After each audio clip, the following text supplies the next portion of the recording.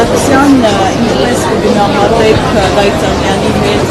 դեր ունեցող այս գործընթացները, հատկապես այն տեսանկյունից, որ իմանալ գնահատում է եւ անդրադառնում են Գագիկ Ծառուկյանի ձերբակալման ձևին եւ ընդհանուր առմամբ նրան թե ինչ պայմաններում ինչպես է սա կատարվում։ Գիտեք, երրորդ շաբաթը արդեն տեղի ունեցող այս գործընթացը ինձ թվում է առաջին հերթին խախտել է բոլոր բարոյական եւ մարդկային նորմերը, որովհետեւ իրավական նորմերի կամ ինչքան էլ խոսենք, այո, օրենքը օրենք եւ հասկանում ենք, որ պետք է օրենքի առաջ ասում ենք բոլորս հավասար են, բայց գոյություն ունեն բարոյական եւ մարդկային կարմիր գծեր, որոնք իրապես խախտել չի կարելի եւ ես կարծում եմ, որ այո, այս երրորդ շաբաթն է հանրությունը, մեր համաքաղաքացիները չեն հանգստանում հենց այդ նորմերի խախտման հետևանքով, որովհետև կարծում եմ, որ օրեցօր այս անարդարության ճգնաժամը ավելի խորանում է մեր երկրում,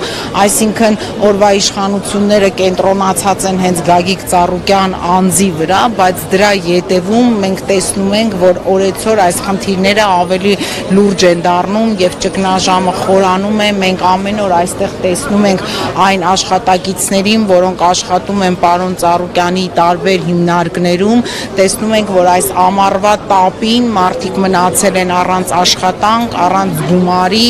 առանց ապրելու միջոցների եւ նաեւ սրա հետ մեկտեղ խախտվում է հազարավոր մարդկանց աշխատանքի իրավունքը եւ նաեւ այստեղ նորից եւ բարոյականության մարդկության գծերը անցնում ենք ինչպես կարող են։ Սարգսյան, այս օրերին մենք տեսնում ենք նաեւ սպորտից արձագանքներ կան, բազմաթիվ քաղաքացիներ նշում են այն գործունեությունը, որ Գագիկ Ծառուկյանը կատարել է նաեւ սպորտի հետ կապեր, ամրապնդել նաեւ ներդրումներ, այլն։ Եվ սրանով փաստորեն դեպետությունը ինչ ազդակ է ունենում նաև սպորտին, եթե հաշվի առնենք նաև ներդրումային։ Այո, վերջին օրերին, վերջին ընթացքում տեսակ մեծ հավաքներ տեղի ունեցան Ամերիկայի Միացյալ Նահանգներում, Ռուսաստանի Դաշնությունում եւ այո, ես վերջերս ծանոթացա պարոն Սասունյանը, Նունես Սերոփյանը, նրանք այդպես լայվ ռեժիմով ելույթ էին ունենում եւ այո, մարդիկ խոսում են նրա մասին, որ նույնիսկ եթե այնտեղ կան Սփյուռքի մեր ներկայացուցիչներ, որ անձամբ Գագիկ Ծառուկյան չեն ճանաչել, բայց նրանք ասում են, որ նրա ներդրումները, նրա գործունեությունը Հայաստանում որպես բիզնեսմեն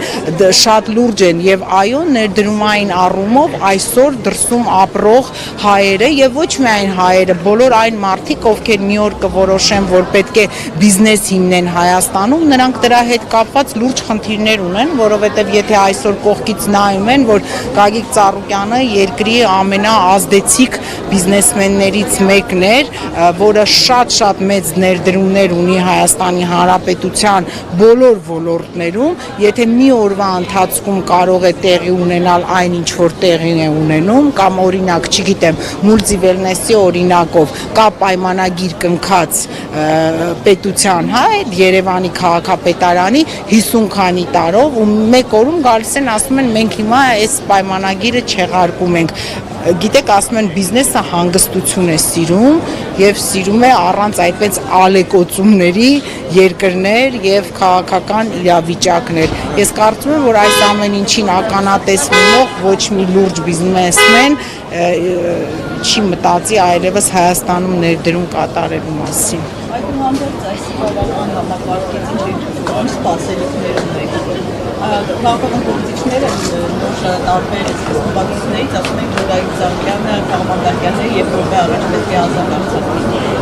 Իհարկե մենք արդեն շատ վաղուց այս ամեն ինչի մասին խոսում ենք, որ սա քաղաքական աստառ է այս ամեն ինչը, սա քաղաքական հաշվեհարդար է, բայց գիտեք ինչպես ասում են, հույսը վերջինն է մեռնում եւ ես ուզում եմ դեռ հավատալ, որ Հայաստանի Հանրապետության իրավական մարմինները պետք է կատարեն արդար որոշում, որտեվ ես այստեղ արդեն ասում եմ ուղղակի որպես քաղաքացի, եթե մենք այդ հույսն էլ մեր մեջ մերցնենք, ուրեմն վաղը առավոտյան արդեն այստեղ ապրելը շատ դժվար է լինելու։ Ես էլ